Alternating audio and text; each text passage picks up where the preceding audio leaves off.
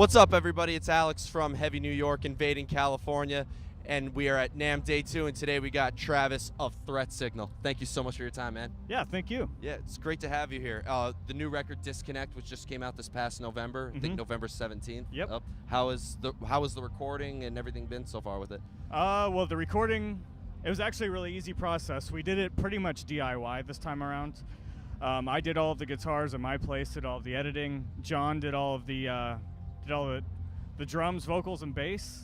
I sent it off to Mark Lewis. He mixed and mastered it, and it was actually done from the recording process to the time it was mixed in about 2 months. But other things delayed it for a long time. Yeah, well, I mean, to get it that much done that quick is like rarity, and yeah, each song really stands out on its own, I've noticed. Thanks. So, like, very impressive. Thank you. Now, this has been about like the first Threat Signal record, and like the last one was 2011, right? Correct. Yeah, it was the self-titled. Yeah. So, being that it was such a long time, was it more or less kind of just picking up where you left off from the last record, or was it like a new start for you guys? I guess kind of a fresh start this time around.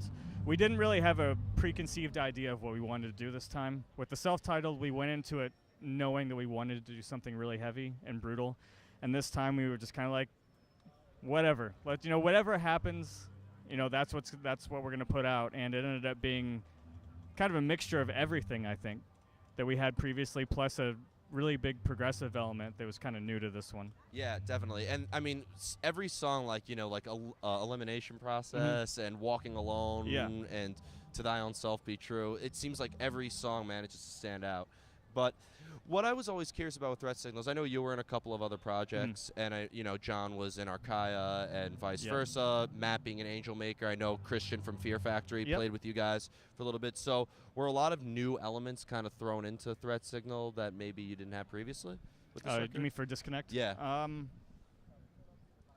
The main writers for this album were Pat and I. Okay. Pat wrote To Thine Own Self Be True. He did a couple of like the more melodic songs, I guess more of the more European sounding ones. But I actually wrote a majority of the record. Okay. Christian wasn't involved in it at the time. He kind of came back into it. I say came back into it because he produced Under Reprisal. Okay. But he started helping us out when we did that Under Reprisal anniversary tour. Which is awesome. Yeah, it's really cool to have him be a part of that, considering he was the producer for that album, Yeah, and how did it feel? I've noticed in metal, it's been like the era of bands performing records in its entirety. Yeah. Max Cavalera doing it with Roots, Fear Factory with Demanufacture, Black Dahlia with Nocturnal. Yep. How did it feel to play that whole record front to back? That was an awesome feeling, because I'm not an original member of the band, and I was a fan of the band before I joined. So it was cool to me to be able to play that album all the way through, considering it's still one of my all-time favorite metal albums. Same. It's awesome all the way through, and there's a couple of songs on that album we never really play live. So it was cool to be able to get those out and, for people to hear those, because we never get to play them. Of course. Now, when it comes to Canadian metal, you guys are easily the first band that comes to my mind, but awesome. It's the home of Devin Townsend, Anvil, and Stryker, Agonist, you name it. So because, I know Canada is bigger than some planets, but because there's so much metal out there, is it kind of easier to get involved in a scene out there? Not necessarily, because everything is so spread out. You've got Toronto on the East Coast, you've got Winnipeg, Edmonton. I guess Edmonton's really not in the middle, but there's Winnipeg in the middle, and you got Vancouver on the West Coast. But there's like a whole lot of space where there's nothing in between. Okay. So it's a harder place to tour. There's a lot of really long drives, whereas in the U.S. there's a lot of long drives, but there's a lot more cities that you can hit on the way. Okay. But I find that the metal scene there, it's pretty good in the bigger cities, especially Montreal. Okay. Well, yeah, they have like a different festival there every week. Yeah. So Montreal is awesome. Toronto's awesome. Vancouver's really good. But I don't know. Our main market is in Europe. Okay. Yeah. That's we go over to Europe and we do so well, and that's why a majority of our tours have been over there. Yeah, and I noticed, I think you were once on 70,000 Tons of Metal, right? We were, yeah. And that has a huge European audience and stuff. Yeah. So was the reaction on that pretty good and stuff? The reaction was pretty good. We actually, on that one, though, we got kind of screwed as far as our time slots went. Really? So the way that cruise works is like, I can't remember what time they start in the morning, maybe like 8 or 9 a.m., but it goes until like 5 a.m. So there's like there's maybe like 3-4 hours at the most where there's not any music going on. So our first set was at like 3 o'clock in the morning. And then each band gets 2 sets. Our second set was literally the very last set on the boat. Really? Yeah. So, I mean, the crowd reaction was great, but because we were playing so late both times, it was kind of like there weren't a whole lot of people there. Of course. But it was fun either way because we were on a cruise. Yeah, I'm surprised can't complain about that. I'm surprised you guys didn't sink the ship. How heavy you guys could be.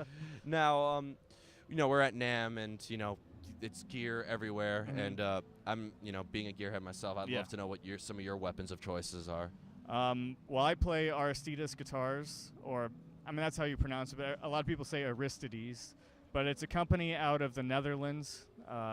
The guitars aren't made out of wood. It's like it's what they call arium.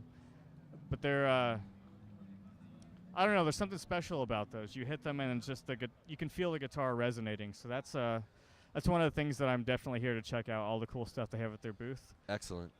Fishman pickups. Okay. That's a new thing I'm trying out and I'm really liking. Other than that, though, I'm just here hanging out with friends and just walking around, enjoying Namm. Yeah, and me hitting you up. Yep. But because there's 2 guitar players, you and Matt. Do you guys use different types of gear, or because you're in the same band, like you kind of sync it? We both like different gear, but we've both gravitated towards the same thing for this band. So we both use Axe FXs for guitars, and we both use Aristides guitars. Which is awesome. Yeah. I'm sorry, I meant Axe FX for amps, but Axe FX, Aristides, that's pretty much all we use. Big, fat, loud, and nasty. Yeah. Now, it's a new year. It's a brand new record out, and the record, like I said, is absolutely incredible. What could we be expecting in terms of tours and everything else for Threat Signal? So, like I mentioned a bit earlier, we do have a tour coming up in April. It's going to be a U.S. tour. There's nothing announced yet, so I can't really say anything. Okay. But it's going to be a full U.S. tour, 3.5 weeks long. And right now we're trying to get some European stuff booked for the rest of the year, too. Excellent. Yeah. Yeah, that's crazy. Like, you guys play all over the world, and it's interesting how you get, like, a different reaction depending on where you play. It's vastly different. Yeah, I could imagine. Yeah. But I want to truly thank you so much for your time. Thank Everybody, you. Travis of Threat Signal, pick up their newest record, Disconnect. This is Alex from Heavy New York, invading California for Namm 2018. We'll see you next time.